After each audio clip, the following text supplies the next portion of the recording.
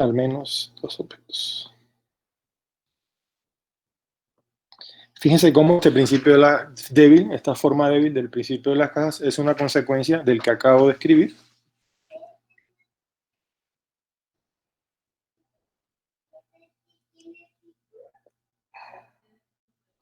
Y simplemente, pues acá, el número de objetos a distribuir es n más 1. O sea, tratándose del principio débil, distribuimos en n más 1 objetos, en n cajas. Entonces, en una caja debe haber al menos el techo de 1 más 1 entre n, que es 2, ¿verdad? Entonces, el principio débil es una consecuencia de este resultado que les destaqué, ¿no? Entonces, ya con esto es suficiente para hacer la tarea y algunos problemas de los que les voy a poner ahorita, ¿no? Vamos a empezar con un par de problemas que no son de la tarea.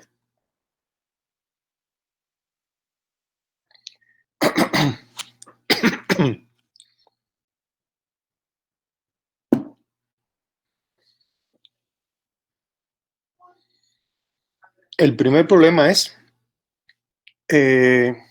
vamos a demostrar, demuestre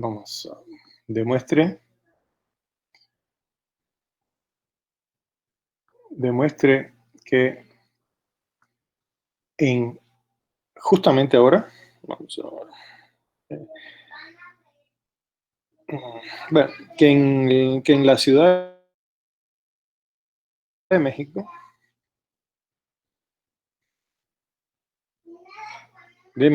hay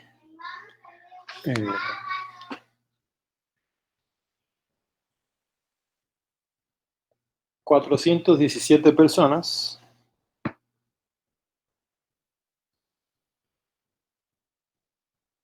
Bueno, no es con coronavirus. Eso no es tan difícil de probar, sin usar el principio de las cajas. Hay 417 personas con la misma cantidad de pelos en la cabeza.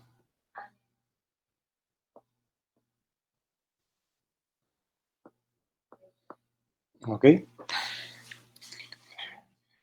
Así que hay esta cantidad, al menos hay esta cantidad de personas con la misma cantidad de pelos en la cabeza, y hay que pensar que eso ocurre en cierto instante de tiempo. ¿Por qué? Porque el pelo en las personas se está cayendo constantemente, ¿no? Entonces, tenemos que fijar un instante de tiempo y justamente en ese instante de tiempo podemos afirmar que hay esta cantidad de personas con la misma cantidad de pelos en la cabeza.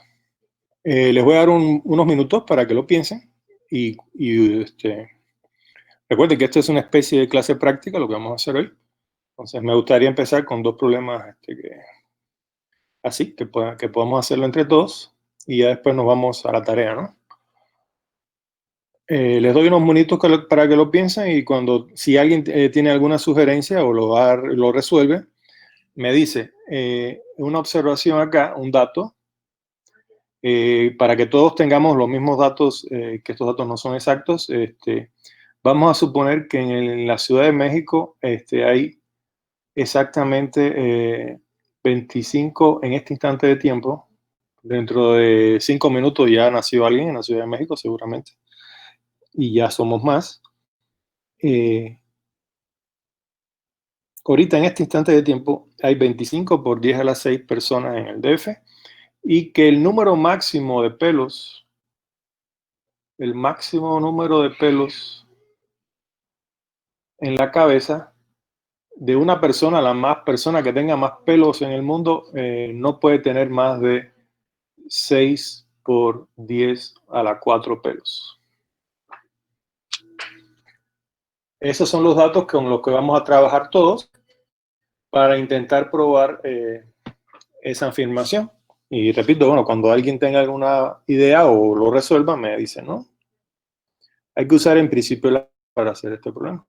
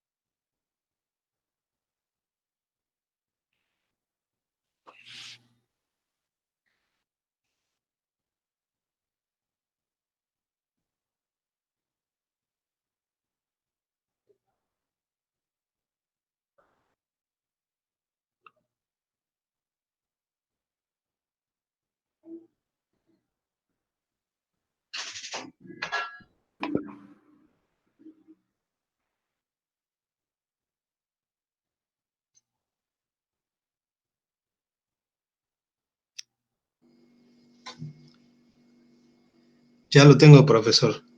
A ver, ¿cuál es la idea? ¿Cómo lo hiciste? Pues usando el principio fuerte de las cajas, podemos ocupar la función techo, Sí, tomando M como la cantidad de habitantes en la Ciudad de México sí, y N como el número máximo de cabellos. Entonces, al hacer la división eh, de M entre N, sí, nos queda 416 y una fracción. sí, Pero como este debe ser un número entero, aplicamos la función techo sí, y nos vamos al entero siguiente, que sería 417.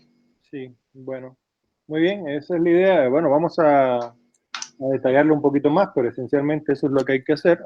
Recuerden que en el examen, va a haber un examen escrito, tienen que tratar de argumentar de la mejor manera posible sus respuestas. Entonces, de hecho, ahora que lo menciona el compañero, el número máximo de pelos, para que la cuenta no se complique o para hacerlo un poquito más sencillo, debía haber asumido que era 6. Bueno, lo vamos a asumir ahorita así para simplificar un poco las cuentas.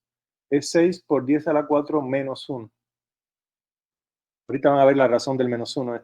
Vamos a cambiarle el dato, ¿no? O sea, en vez de ser 6 por 10 a la 4, vamos a quitarle 1 a ese número y vamos a ver cómo podríamos hacer cómo se resuelve este problema. Justamente como acaban de mencionar, usando el principio fuerte, de la forma en que lo han dicho, pero vamos a explicar un poquito más. El número de personas, o sea, el número posible de pelos o el número máximo de pelos, como bien acabamos de mencionar, es este, ¿no? En una cabeza más peluda que entonces, ¿cómo aplica aquí el principio de las cajas? Los objetos aquí a distribuir son las personas, pero lo más importante en estos problemas es determinar quiénes son las cajas. El compañero lo resolvió, pero seguramente lo sabe, pero no me dijo muy bien quiénes eran las cajas. Aquí, ¿quiénes van a ser las cajas? Bueno, la persona que me habló, sí sabe quiénes son las cajas en este caso.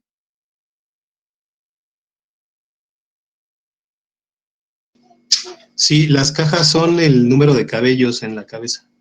Exacto. Vamos a ver, vamos a hacer una caja, de ahí el menos uno. Una caja se vale que una persona no tenga ningún pelo en la cabeza, ¿verdad? Esos son los calvos, ¿no? Eh, Sí. puede haber un casi calvo con exactamente un pelo en la cabeza, personas que tengan dos pelitos nada más, y así te vas hasta la persona más peluda que va a tener 6 por 10 a la 4 menos un pelos en la cabeza. ¿Cuántas cajas tenemos acá? 6 por 10 a la 4. 6 por 10 a la 4, ¿sí? Esa es la razón del menos uno, es porque ahí debe haber una caja para la gente que no tenga pelos, ¿no? Entonces, como estoy distribuyendo 25 por 10 a las 6 personas en 6 por 10 a las 4 cajas, menos alguna caja por el principio fuerte, tal como me acaban de mencionar, debe tener 25 por 10 a las 6 entre el techo, ¿no? De esta división, ¿no? Y eso justamente es 417. ¿No? Entonces, siempre debe quedar claro en este tipo de problemas, a la hora de dar la respuesta, que me digan con claridad quiénes son las cajas. Aquí en este ejercicio las cajas es una caja para meter a los que no tienen pelos, otra para los que tienen un solo pelo, etc. ¿Sí se entendió? Sí, profesor. Muy Sí, bien, se entonces entendió. vamos a hacer otro. Eh, Demuestre, este no está en la tarea, demuestre que en un triángulo equilátero, que vamos a escribirlo, que,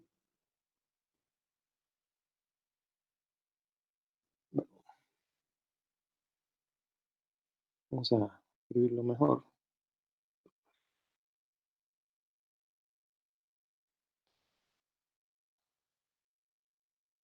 Ujú. sea T un triángulo equilátero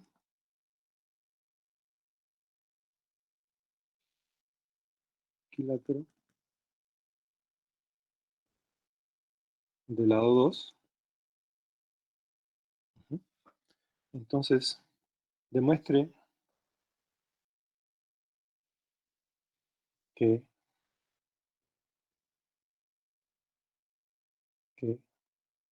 en 5 puntos cualesquiera, 5 puntos cualesquiera, o dados, demuestre que dados, vamos a escribirlo ahí, ¿no? Que dados 5 puntos, 5 en T, consideren T es el triángulo y con todo y su interior, ¿no? O sea, los puntos de los que estoy hablando, estos 5 puntos pueden estar tanto en la frontera del triángulo como dentro del triángulo, ¿no?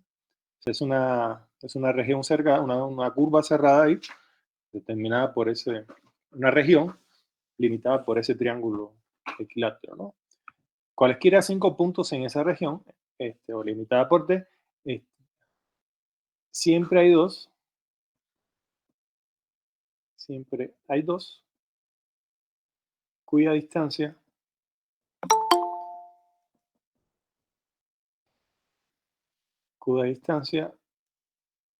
a lo más es 1. ¿Okay? Les doy un tiempito, ¿no? Para que lo piensen, igual que el ejercicio anterior. Cuando tengan alguna sugerencia o que lo resuelvan, me dicen. Bueno, a ver, voy a hacer un dibujito para que se entienda lo que dice ahí.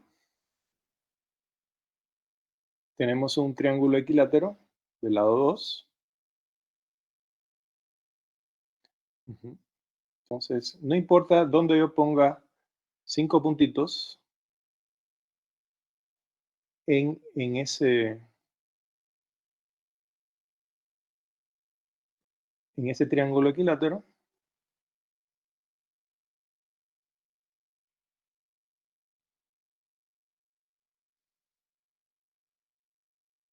uno, 2, 3, 4, 5. Siempre hay dos cuya distancia es a lo más 1, ¿no? A lo más 1. Sí, a lo más es 1. O sea, están suficientemente cerca. O sea, a lo más es 1. O sea, no, siempre hay dos puntitos, no importa quiénes sean los 5 que tú te tomes. Siempre hay dos que a lo más su distancia es 1. O sea, lo más lejos. De hecho, lo más lejos que pueden haber dos puntos. Bueno, no, todavía no. Ya, ese es el enunciado. Y esto es un ejemplo de 5 puntos. Y bueno, aparentemente hay que probarlo, ¿no? Y ahorita no quiero decir cómo, pero aparentemente estos dos, por ejemplo, pareciera que están a distancia menor o igual que 1, ¿no? Pareciera, pero bueno, hay que probarlo, ¿no?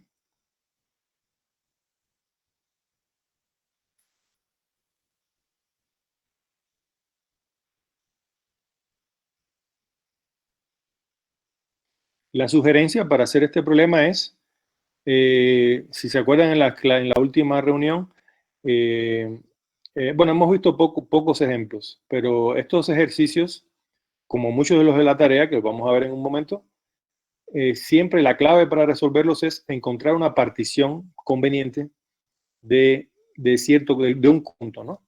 En este caso, la sugerencia es, para resolver el problema, es particionar convenientemente al triángulo, ¿no? O a la región con todo y frontera, toda la región, convenientemente.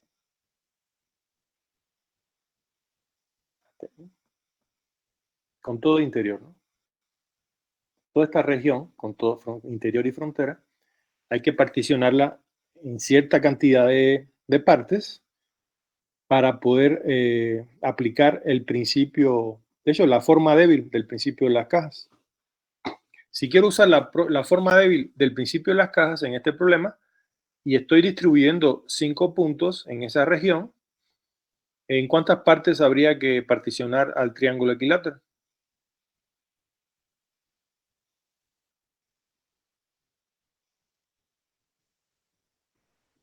En 4. En 4.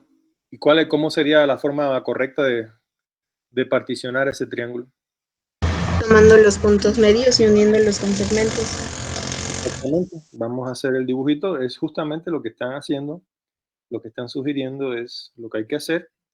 Y es la clave del ejercicio. Ya con eso ya podemos arrancarnos a esbozar la prueba, ¿no? Tenemos nuestro triángulo equilátero del lado 2. Tomamos los puntos medios de cada lado, los unimos y entonces, bueno,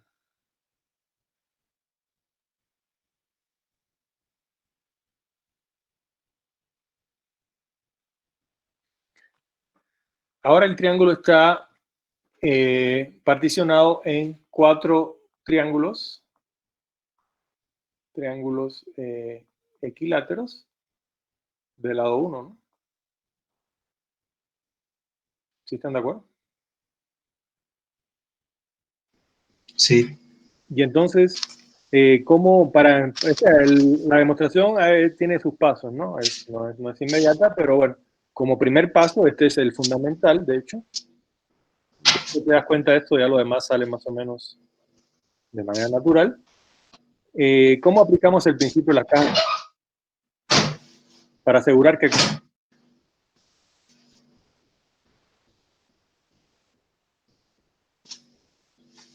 ¿Quién me dice? Se coloca Pues una región triangular formada. Ajá. Entonces, colocamos 5 puntos en esas 4 regiones, que serían las cajas. O sea, cada triángulo del lado 1, cada triángulo equilátero del lado 1 es una caja. Y entonces, si colocamos 5 puntos en 4 cajas, por el principio débil de las cajas, existe un triángulo, existen 2 puntos, ¿no? Al menos 2 puntos en, al menos 2 puntos en un triángulo de lado 1, ¿no? Sí están de acuerdo, ¿no? Eso por el principio de las cajas. Ahorita no lo estoy escribiendo, no estoy escribiendo la prueba. Estoy dándole idea nada más. Pero sí está claro que por el principio débil, la forma débil de las cajas, del principio de las cajas, al menos 2 puntos están en un triángulo de lado 1. Sí. Entonces, acá, para demostrar, o sea, para terminar el ejercicio, debemos de considerar, esencialmente vamos a considerar casos con respecto al número de vértices que están incluidos, número de vértices del triángulo ese equilátero del lado 1, que están incluidos en la recta o que están contenidos en la recta determinada por esos 2 puntos. Ya sabemos que hay 2 puntos en el triángulo equilátero. Un primer caso podría ser que 2 de los vértices del triángulo equilátero estén contenidos en la recta que determinan esos 2 puntos. Y forzosamente, si 2 de los vértices están contenidos, es porque se trata de 2 vértices que subyacen sobre un lado, ¿no? Entonces, estos 2 vértices determinan una recta y ese es un caso. Y ese es el caso en que hay 2 vértices del triángulo contenidos en la recta determinada por los 2 puntos. El otro caso, que sea exactamente un vértice, aunque es más o menos intuitivamente claro que es cierto, hay que dar una demostración formal, ¿no? Entonces, si hay exactamente un vértice contenido en la recta que terminan esos 2 puntos, es porque uno de los 2 puntos, bueno, no necesariamente, vamos a pintar la recta, este sería otro caso. Entonces, podría ser esto, ¿no? Es otro caso, este es el caso 1, este es el caso 2.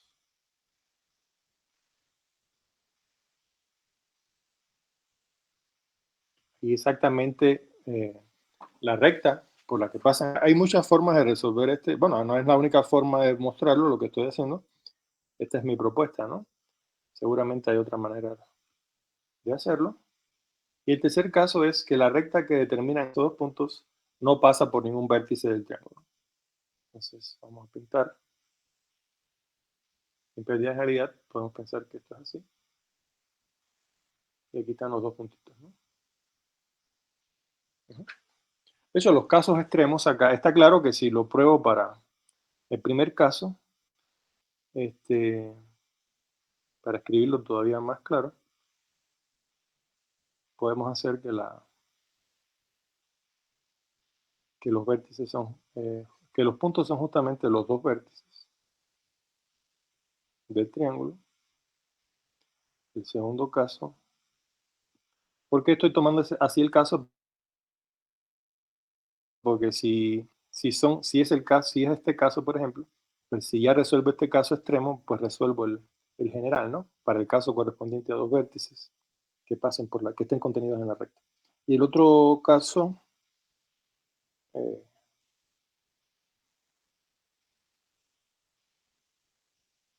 cuando no entiendan algo me dicen, ¿no? Podría ser este. Este es el caso extremo, digamos, con respecto al caso 2. Y el caso extremo con respecto al caso 3 sería el triángulo equilátero y la recta. El caso extremo sería esto. Que justamente lo que estoy tomando como puntos es la intersección de la recta con el triángulo, ¿no? Con la frontera del triángulo, ¿no? Entonces, a ver, vamos a analizar el caso 1. Lo peor que puede pasar es justamente esto, que los dos vértices sean los dos puntos. Y en tal caso, ¿qué pasa? Pues la distancia lo más es 1, ¿no? Porque ya sabemos que el triángulo es equilátero de lado 1. Entonces, este caso, pues ya quedaría. ¿Sí está claro? Sí, Porque profe. dentro de este caso estaría el subcaso en que no sean vértices, pero evidentemente la distancia de estos dos, entre estos dos es más pequeña que la distancia entre los vértices, ¿no? Y el otro caso extremo, ¿cómo podríamos probar que, que la distancia, vamos a llamar a este P y Q, ¿cómo podemos demostrar que la distancia de P a Q es menor que 1?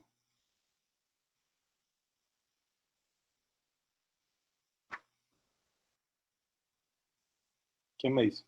Por la desigualdad del triángulo, ¿Sí? A ver, ¿cómo diría? que nos dice que un lado no es mayor que la suma de los otros lados. Bueno, que dado un triángulo cualquiera, uno de sus lados no es mayor que la suma de los otros dos. Ok, perfecto. Y el tercer caso extremo, digamos.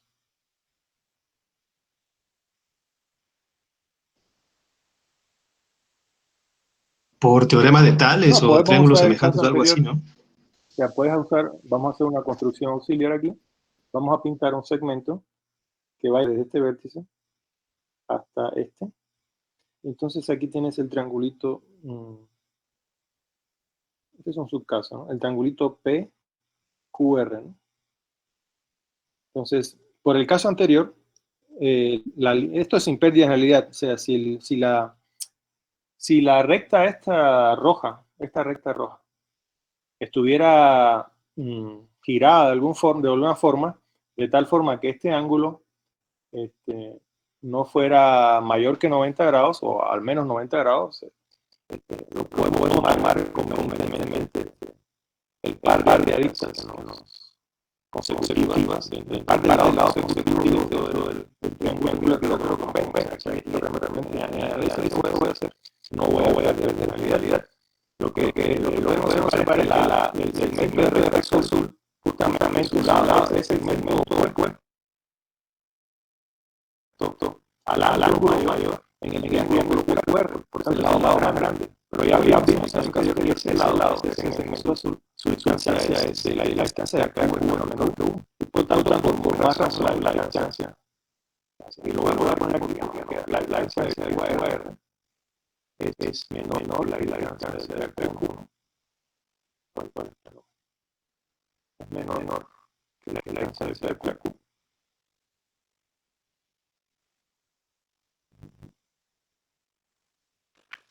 Y esta distancia es menor que la distancia de Q. Vamos a avanzar. La distancia de Q es menor que la distancia de Q, que es menor que. Porque la distancia de Q es la más grande porque está dado por el ángulo mayor entre ese triángulo, ¿no? Y con eso terminaríamos la prueba, ¿no? Son esfuerzos de prueba. Es simplemente aplicando la idea. Entonces, con esta tarea solamente hubo dos compañeros que hicieron preguntas. La sugerencia que le hago cuando hago preguntas es que las suban a la en la plataforma que todo el mundo las vea. O sea, no manden correo que nada yo. Entonces, lo mejor es lo que lo escriban, cualquier pregunta que quieran hacer, que le escriban a la plataforma, de manera que todo el mundo la pueda ver, ¿no? Entonces, corre las personas que me preguntaron, voy a hacer la resolver los problemas. Oiga, profe,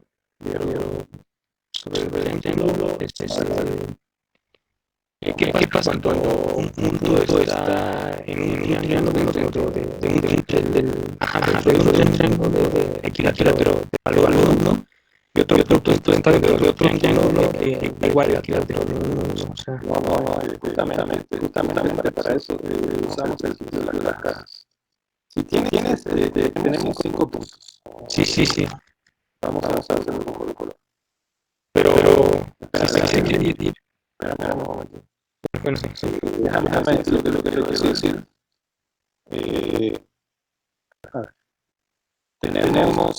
Tenemos que colocar 5 puntos en toda la región. Esa determinada por triangularidad de los lados. Ya particionamos esa región en 4 regiones. Cada región es un triangularidad del lado 1. Si colocas 5 puntos en la región grande que está particionada en 4 partes, por el principio de las cajas, dos puntitos tienen que caer en un triangularidad.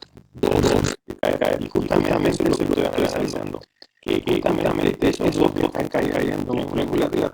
No importa que caigan, el análisis que hicimos, ¿verdad? Su distancia lo más uno. Eso solamente va a ser uno cuando estos puntitos coinciden con los vértices del triángulo del lado 1. Lo que yo estoy diciendo pues no tiene que caso analizarlo porque todo el análisis se redujo usando el principio de la forma de las cajas, del principio de las cajas, a ver qué pasa con dos puntos que están en este triángulo del lado 1. Existe el triángulo, existen dos puntos y un triángulo lateral. Tal que esos dos puntos están metidos en ese triángulo del lado 1. Y así te arrancan a la análisis. ¿Me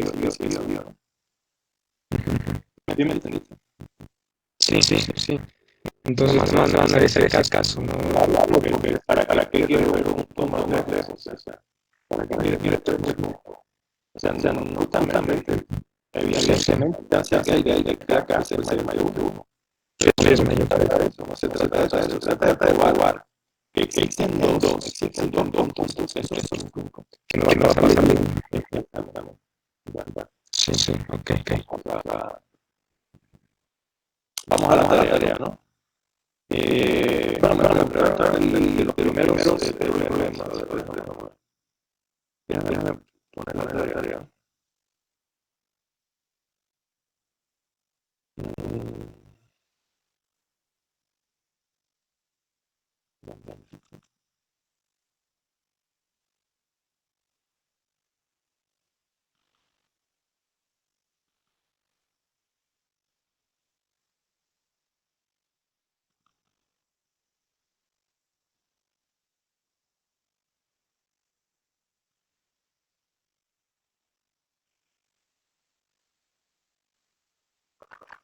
Enciendo la primera, ¿cómo es el título de la cabeza? Primero, para resolver los problemas. Realmente no hay que usar el título de la cabeza. estos primeros problemas, de hecho, los primeros problemas.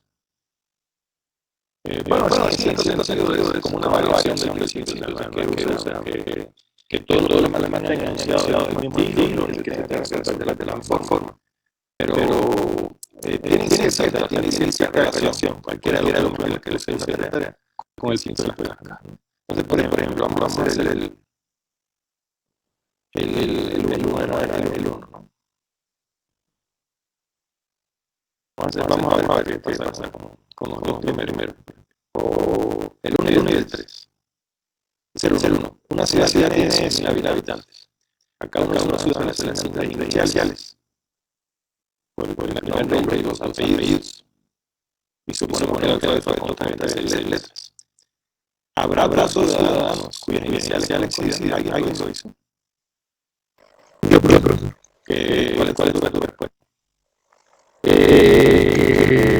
Sí, porque las claves se forman con 26 a la 3. Bueno, son 26 a las 3 claves diferentes. Exactamente. Es normal que sí. Exactamente. Justamente lo que acaba de decir el compañero es. Y sí, en el fondo sí hay que saber las claves. A ver. Vamos a ver. Vamos a repetir precisamente lo que voy a decir. Bueno, para el que me preguntó, como bien dicen, tengo 10 a la. Si era 4 de las son 8 habitantes.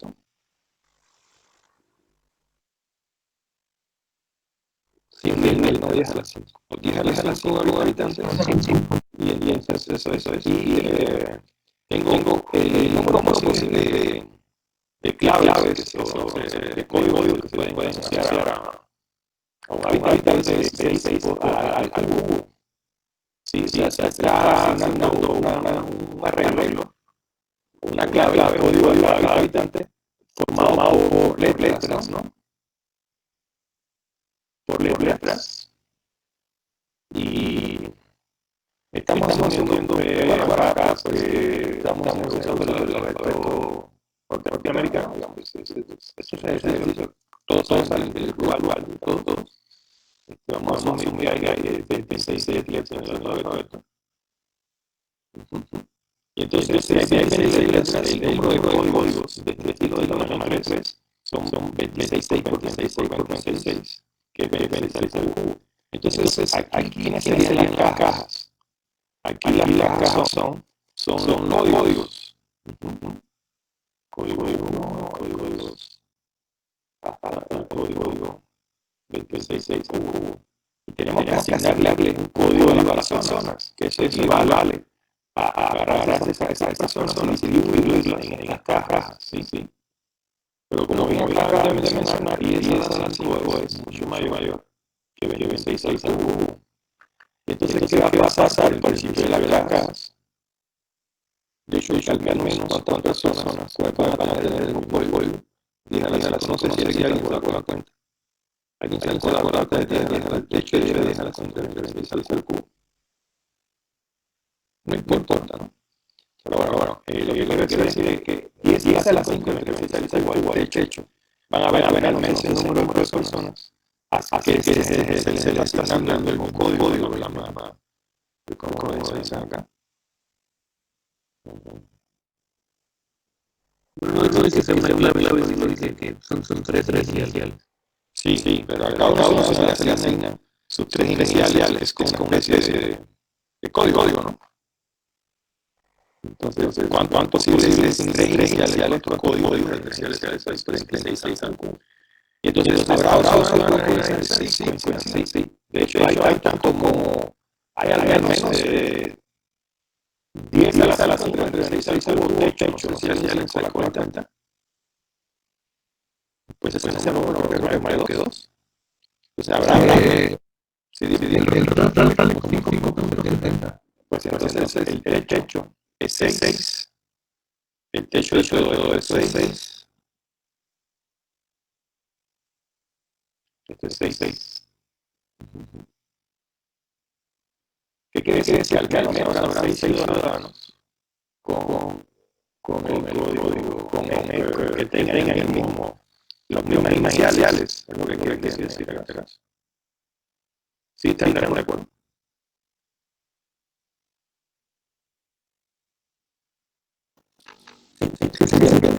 Sí, sería. Perfecto. Bien. Entonces, vamos a otro, ¿no? A ver. Y creo que lo que parece tiene un inciso, ¿no? Dice, si suponemos que a veces en cuatro parciales, todos tienen nombres, dos nombres y dos apellidos, habrá de ellos iniciales coinciden. Yo creo que el enunciado está un poco sospechoso. Déjame leer otra vez, dice, se le asignan tres iniciales. Bueno, está un poquito más redactado el ejercicio porque pues, que tenga, no importa cuántas sean las iniciales que se le asignan, pues sencillamente habrá dos personas que tengan las mismas iniciales, ¿no? En ese sentido, un poco enredado, está un poco confuso el enunciado. Pero la esencia ahí es que por eso le llama redactado, que las iniciales que se supone que para individuos ciudadanos, se supone que las iniciales que le des a cualquiera de dos sean distintas, ¿no? La idea es dividirlos.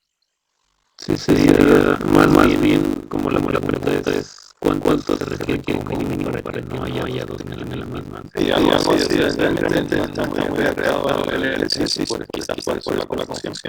Pero bueno, la esencia lo que queremos ver, yo creo que sí está claro. El otro ejemplo dice cuatro iniciales. Entonces, habrá dos cuyas iniciales coincidan. 26 a la 4 es mayor que 100.000. No, pues entonces sí va a haber dos cuyas iniciales coincidan. Ok, forzosamente. Bueno.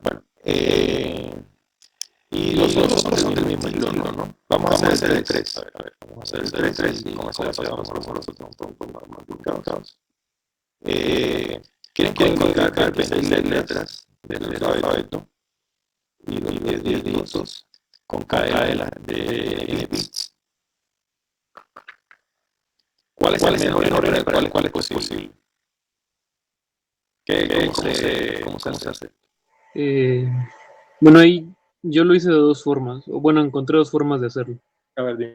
La más sencilla, pues es que hay 36 caracteres diferentes a codificar, Sí, y en binario el 36 se escribe con una cadena de tamaño 6. exacto. Ya ese es el número máximo. Y Pues, el otro que hice fue tomar las cadenas de tamaño 6 que se pueden formar con el 0 y el 1. Eh, y pues esas cadenas van aumentando conforme se aumenta el tamaño de la cadena, ¿no? La primera es 2 a la 1, la segunda es 2 a la 2 y así. Y pues se resolvió la ecuación de 2 a la n mayor o igual a 36, exactamente. a 2 a la 6. Sí, justamente, eso es lo que hay que hacer.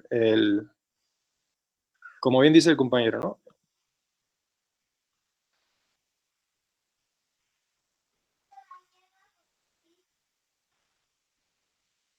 Este problema se trata de resolver la desigualdad 2 a la n mayor o igual que 36. O sea, ¿para qué valor de n? O sea, si yo le voy a asociar una cadena de bits, una cadena binaria, a cada letra, y son 36 letras, pues para garantizar de que a dos letras no le toquen la misma cadena binaria, lo que tengo es que encontrar una n tal que pase esto. Y la n que hace que eso ocurra es la 6. O sea, la mínima n. ¿Sí? Por supuesto que mayor que 6 funciona también. La n más chica para la cual esta desigualdad sí se cumple es n igual a 6. Y esa es la respuesta. Entonces vamos a hacer otros problemas un poquito más complicados. De acuerdo a lo que me preguntaron, de hecho lo que me preguntaron son justamente los que están.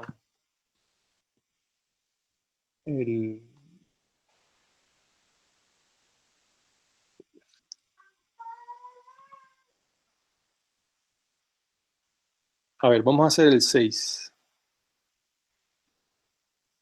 Si me imagino que ya varios lo hicieron, Pero bueno, como la idea es que los que no lo hicieron, pues también, porque por alguna razón no entiendan muy bien, pues vamos a ver si le podemos aclarar sus dudas, ¿no? Vamos a hacer el 6. Bueno, yo voy a ir apuntando acá. Tenemos los números naturales del 1 al 200.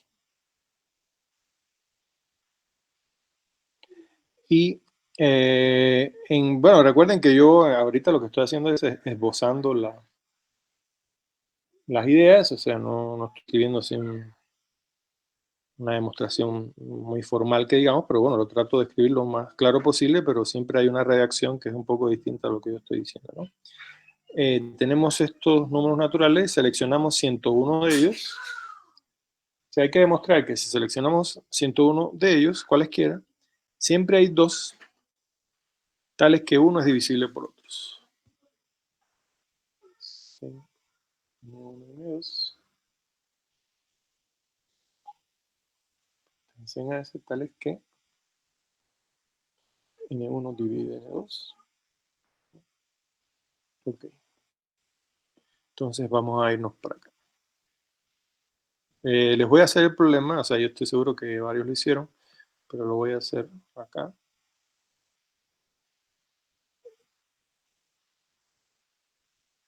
Bien, esto es lo que, estos son los datos, ¿no? Tenemos un conjunto, ya me lo llamamos S, los naturales de 1 al 200, y hay que probar que, no importa cuáles sean los 100, si toma 101 de esos 200, hay dos de ellos tales que uno divide al otro. Entonces, ¿cómo se puede probar esto? Fíjense que por el teorema fundamental de la aritmética, cualquier número natural se puede expresar de manera única como 2 a cierta potencia por un número impar. Eso está claro, ¿no? Sí. ¿Sí? Entonces, imagínense que tienen 101, que toman 101 números de esta colección. Y que dos de ellos, vamos a ver, lo que yo afirmo es, a ver, bueno, a ver, en este caso, esta M, si esta N se tomó en S, o sea, N pertenece a S, entonces, ¿dónde vive M? ¿En qué conjunto? Si la N En el de los pertenece impares. En el de los impares de ese, ¿no? 1, 3, 5, a 1, hasta 3, 199. ¿hasta cuál? Lo importante aquí es saber hasta cuál. Hasta 199. 199. ¿Y cuál es el cardinal de, bueno, M pertenece acá, ¿no? M pertenece aquí. Y este conjunto vamos a llamarlo C. Vamos a llamarlo I. Vamos a llamarlo I. El cardinal de I, ¿cuánto es? 100. 100. Eso es importante, ¿no? Entonces, fíjense, repito, fíjense cómo la dificultad en estos problemas es muchas de mis cajas. O sea, esto es un problema que se resuelve usando el principio de las cajas. Pero aquí, ¿quiénes son las cajas? Entonces, como todo número se puede expresar de esta forma, por el teorema fundamental de la aritmética, con la M tomando solamente 100 posibles valores, si estoy tomando 101 numeritos de ellos, ¿qué cosa es caer en una caja? Pues no importa cuál sea el numerito que yo tome, él es de la forma 2 a una potencia por M. Entonces aquí las cajas están determinadas por el posible valor que puede tomar M al expresar a N de esta forma. ¿Y cuántos valores posibles puede tomar M? Pues son 100, pero estoy distribuyendo 101 números. ¿Eso qué quiere decir? Que existen dos numeritos tales que ocurre, que ocupan el mismo impar. No sé si se ve. O sea, existen N1 y N2. O sea, no importa quiénes sean 101 que yo agarre, existen N1 y N2 tales que N1 es igual a 2 a la K1 por M, y N2 es igual a 2 a la K2 por M, donde esta M es la misma M que esta. O sea, es M, pues. Eso está claro. Y eso es por el principio de las cajas. O sea, hay que mencionarlo. O sea, no lo estoy escribiendo, o sea, hay que escribir demasiado. Por el principio de las cajas existen estos dos, de los 101 que tomé. Es como si estuviera colocando 101 objetos en 100 cajas. Es el principio, el débil, la forma débil del principio. Si estoy colocando 101 números en 100 cajas, 2 de ellos tienen que caer en la misma caja. Y en este caso, en este contexto, ¿qué cosa es caer en la misma caja? Que este numerito M es el mismo a la hora de hacer esta descomposición del número, esta factorización. ¿Hasta ahí se entiende? Sí. Ok, entonces, pues ya acabamos, ¿no? Si N1 es igual a esto con la misma N, ¿eso qué implica? Bueno, aquí hay dos casos, ¿no?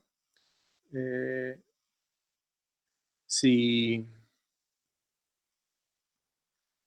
K1 es mayor o igual que 2, entonces N2. Y en otro caso, lo voy a poner acá porque ya no me cabe. En otro caso, ¿qué va a pasar? Que N1 divide N2, ¿no? Que era justamente lo que había que probar. Recuerden que el ejercicio decía que no importa cuáles sean los 101 que tú te agarres ahí, 2 de ellos son uno divide al otro, ¿no? Es justamente lo que estoy diciendo. O N2 divide N1 o N1 divide N2. ¿Sí se entendió? Sí. Perfecto. Entonces, ese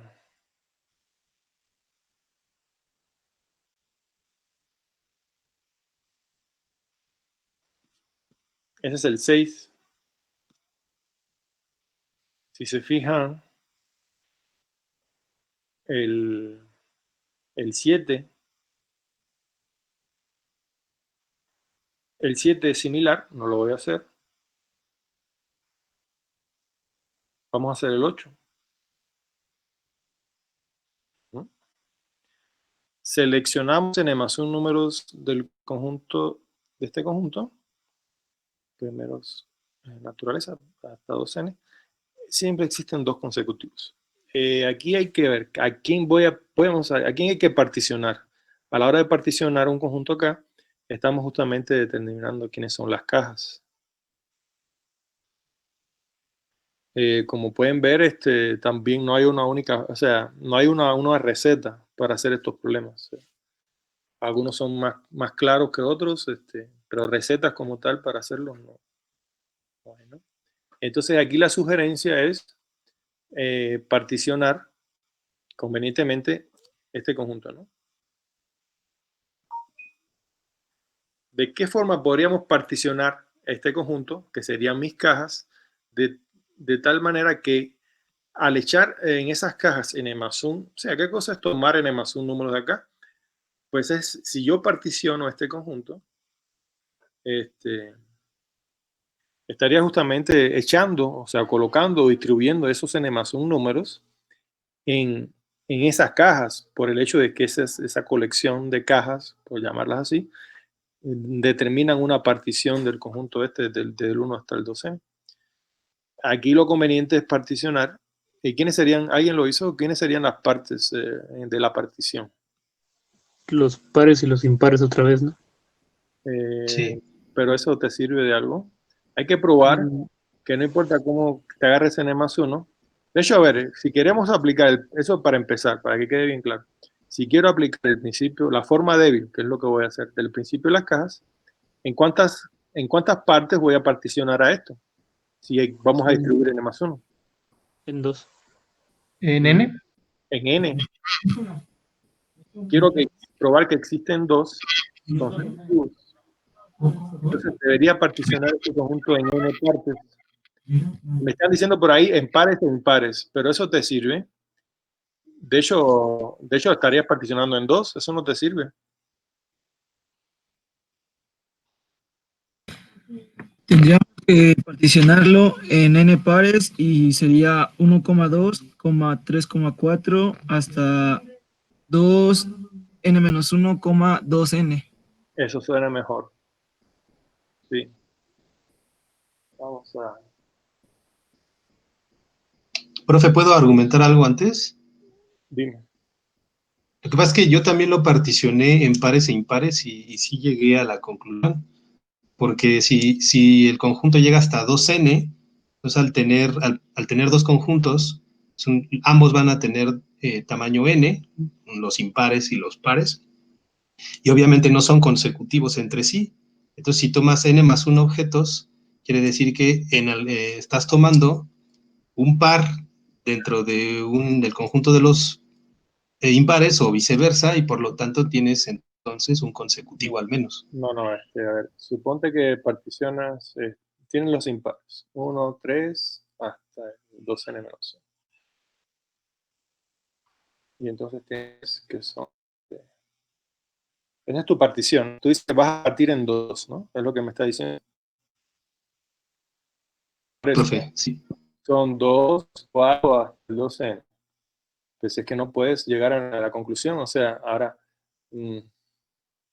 a ver, vamos a ponerle... Vamos a hacer que quede más claro esto. Pongamos que la n es 3. Entonces, si la n es 3, entonces el conjunto es el 1, el 2, hasta el 6. Entonces tus impares son el 3 y el 5. Y aquí los pares son el 2, el 4 y el 6. Entonces, dices que si agarras 4 cualesquiera, 2 de ellos son consecutivos.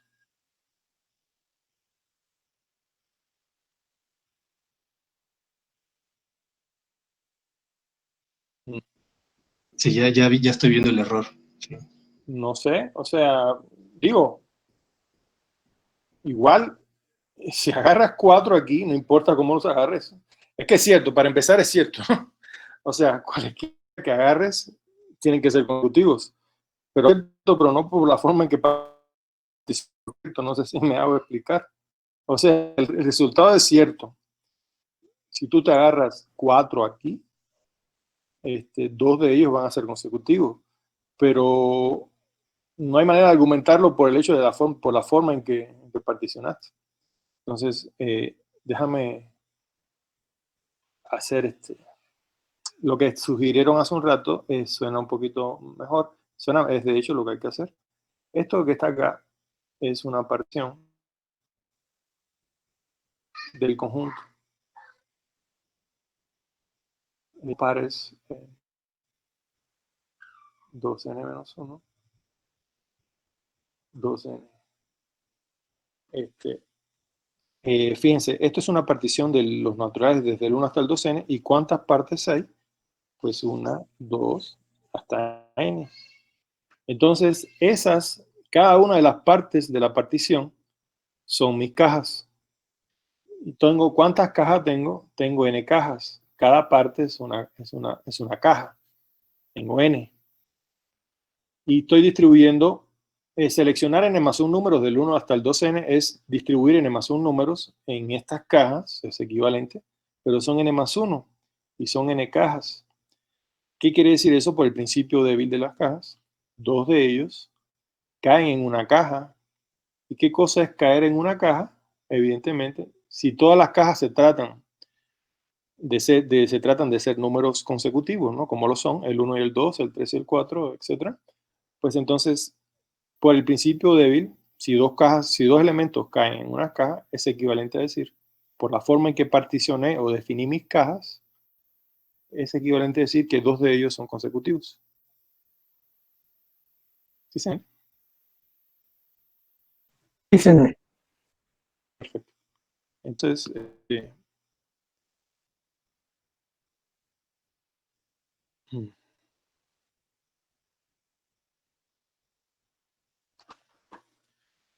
el 9 es similar, el 10 es similar al 8, el 9 y el 10 son similares. Lo voy a hacer. El 11, a ver, el 11, ¿quién lo hizo? El 11 es como el que hayamos hecho de las cestas, ¿no, profesor? Sí, así mismo es. Sí, bueno, yo lo vi igualito. Exactamente, así se puede ver. Es una forma de verlo, ¿no? Fíjense que esto es una cosa que lo voy a estar diciendo durante todo el curso, porque es importante. Casi todo, bueno, quizás en esta parte no se ve tan claro lo que voy a decir, pero bueno, a ver, casi siempre cuando resuelves un problema, ese problema tiene un problema complemento. Y entonces, es como una especie de dual, por decirlo de alguna forma. Eso lo voy a ver después, ¿no? Pero bueno, ya que se da la situación. De tal manera que el problema, la solución del problema y del problema original y del problema complemento están estrechamente relacionadas entre sí. En otras palabras, que la solución de uno te permite determinar la solución del otro. Y este es el caso. Por ejemplo, este problema, como bien acaban de mencionar, se puede hacer como el de las cestas de la clase de otro día, y en ese sentido, eso en otras palabras, se trata justamente de resolver el problema complemento de este, o sea, ¿quién es el problema complemento? O sea, ¿a qué me refiero? Dice el enunciado, ¿cuál es el menor número de bolas que necesitamos sacar para garantizar que se tengan fuera al menos 12 bolas del mismo color? Pues o sea, hay muchas formas de hacerlo, pero digo, para que no perdamos de vista esto que acabo de decir, de un problema y su complemento, que lo vamos a estar usando sobre todo cuando regresemos en el 2021, que vamos a estar un buen rato, por no decir todo lo que reste de curso, resolviendo problemas de numeración. Entonces, ahí sí se va a ver con mucha claridad cómo cuando uno resuelve un problema de conteo, inmediatamente tienes que tener siempre presente que a la hora de resolver un problema de conteo, está implícito ahí intentar resolver el problema complemento, y en muchas ocasiones resolver el problema complemento es más sencillo que el problema original.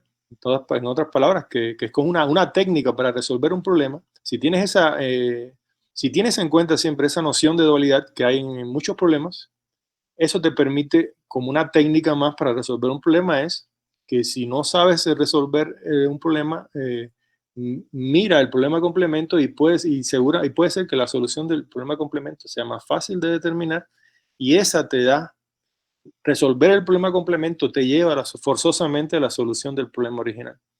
Y esto es un caso. Dice, ¿cuál es el menor número de bolas que necesitamos sacar de la caja para garantizar que al menos fuera tengas 12 del mismo color? ¿Cuál sería el enunciado del problema complemento en este contexto? Pues el enunciado del problema complemento es, y se entiende y tiene que ver con la forma en que se resolvió el problema de las cestas, es ¿cuál es el mayor número de bolas que necesitamos sacar para garantizar que a lo más hay 11 bolas del mismo color? Al menos, ¿no? A lo más. O sea, estoy enunciando el problema complemento. Ah, sí, ya. Sí, gracias. Lo que se trata es de negar, lógicamente, el negar el enunciado de este problema. Entonces, si tengo 100 bolas, tengo muchas bolas, porque son suficientes. De hecho, ahorita vamos a preguntar sobre eso. Tengo 4 colores y 100 de cada color. Pues, ¿cuántas tengo que sacar ¿verdad? Y 11 por 4 son 44. Pero el hecho de resolver el problema complemento me da inmediatamente la solución del problema original. Si lo más que puedo sacar para que no ocurra lo que quiero que ocurra son 44 bolas, ¿cuántas tengo que sacar para que sí ocurra forzosamente lo que tiene que ocurrir? Pues una más. 45. Entonces, es una forma de verlo, ¿no? Y la otra pregunta que quería hacerles es, en este enunciado, ¿cuál es el mínimo número de bolas que tienes que tener de cada color para tener la misma respuesta. O sea, 100 está sobrado. ¿Cuántas bolas necesitas de cada color para tener que la respuesta es 45? O sea, ¿qué número hay que poner aquí en vez de 100 para que la respuesta siga siendo 45? 45. No. Perdón, espérate, déjame pensar.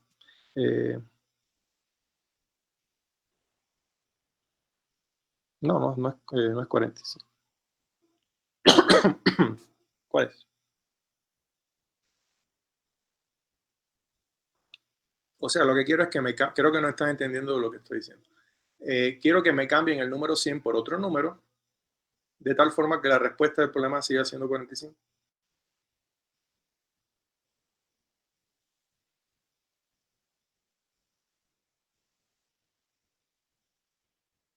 ¿11? 12, ¿no? No, porque 12, deberían ser 12, ¿no? 12. O sea, si tienes 11 bolas rojas, 11 azules, 11 de todas, te das 4. Pues las sacas todas y son 44, ¿no? Entonces, lo que necesitas en el enunciado, cambiar el 100 por el 12. Cualquier número mayor o igual que 12 te sirve, es lo que quiero decir. O sea, si tú cambias el 100 por cualquier número mayor o igual que 12, el resultado de este problema sigue siendo 45. ¿Sí se entendió? Sí. Bueno, vamos a... El último, vamos a hacer este último. ¿Ves? Bueno, a ver. Con esto acabamos. Se tienen tienen n+1 enteros. Pruebe que existe ahí, que existen 2, tales que n divide a su diferencia. Ok, vamos a usar el principio de la clase. De hecho, vamos a usar la forma de... Okay.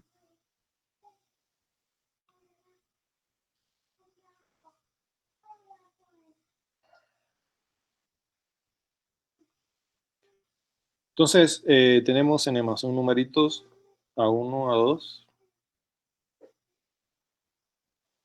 Y entonces me están diciendo que existen 2, tales que su diferencia es divisible por... Ok, n divide a la diferencia. No importa quiénes sean los 2 que te agarres acá, n divide a la diferencia. Entonces, lo que vamos a hacer... De hecho, este problema creo, no estoy seguro. A ver, vamos a hacer... ¿están leyendo el libro, el Buraldi? Este problema, Sí. ¿no está resuelto este problema del Buraldi? Está resuelto el de la suma. ¿Cómo que de la suma? En lugar de tomar la diferencia entre una I y una J, toman la suma y muestran que es divisible entre M. Ok, bueno, es parecido. Pero la idea es la misma. Vamos a hacer...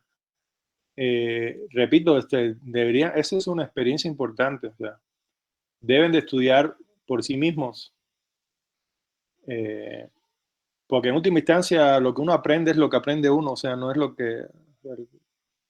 El conocimiento no se transmite como el coronavirus de una persona en otra. O sea, el adquirir conocimiento es un proceso, es algo completamente individual de cada persona que quiera aprender. Entonces, es importante que estudien el libro, o sea, no lo miren como, no sé cómo lo estarán mirando, pero como, o sea, esa experiencia de que poder aprender por sí mismos es importantísima. Y eso solamente leyendo los libros, o sea, no escuchando a otra persona que esté hablando sobre el tema, ¿no? Bueno, entonces lo que sí podemos hacer es cualquier numerito. Vamos a ver cómo se resuelve este.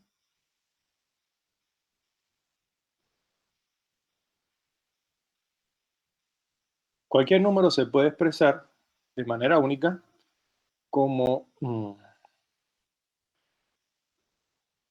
número entero, como un número natural por n más cierto resto. O sea, por el algoritmo de la división, ¿no? Y ese resto, ese residuo, es un numerito. Si estás dividiendo entre n, o sea, n entre n,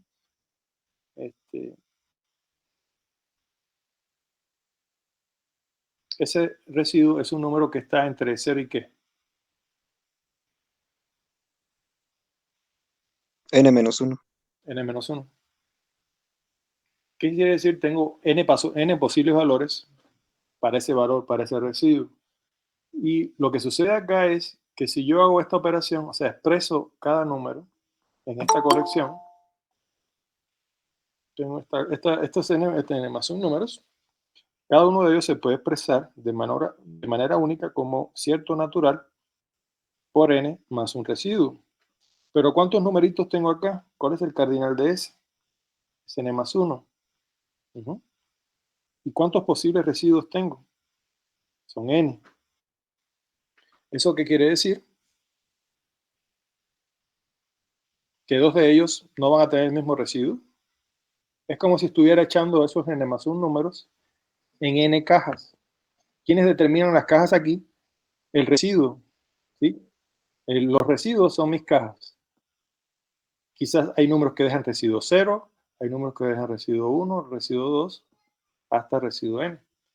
Y cualquiera de estos numeritos se puede meter en una caja, en dependencia del residuo que dejen al dividir por n. Pero si son n más 1 y tengo n cajas, 2 de ellos tienen el mismo residuo. Entonces existen a I y J, tal que ahí es este, y a J es XJ por n, más R, pero es la misma R. ¿Eso qué implica? Que a I menos a J, que es igual a n por XI menos XJ. ¿Y eso qué implica? Que n divide a I menos a J. Y ya acabé. Ya terminé. ¿Sí se entendió?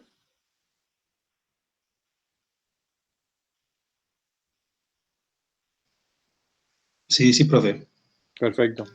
Pues ya con esto terminamos. El viernes nos vemos. Se cuidan. Gracias, profe. Hasta Dale, luego. hasta luego. Gracias, que Gracias. tengan buen día. Luego, profe. Gracias. Hasta luego. Nos vemos el viernes. Recuerden que a las 3 se termina el horario de entrada de la clase es a las 3. Bueno, yo llego tarde a veces. Bueno, yo no casi nunca llego tarde, a veces me pasó. Pero es hasta las 3 de la entrada, ¿no? Hasta luego. Adiós. Adiós, profesor.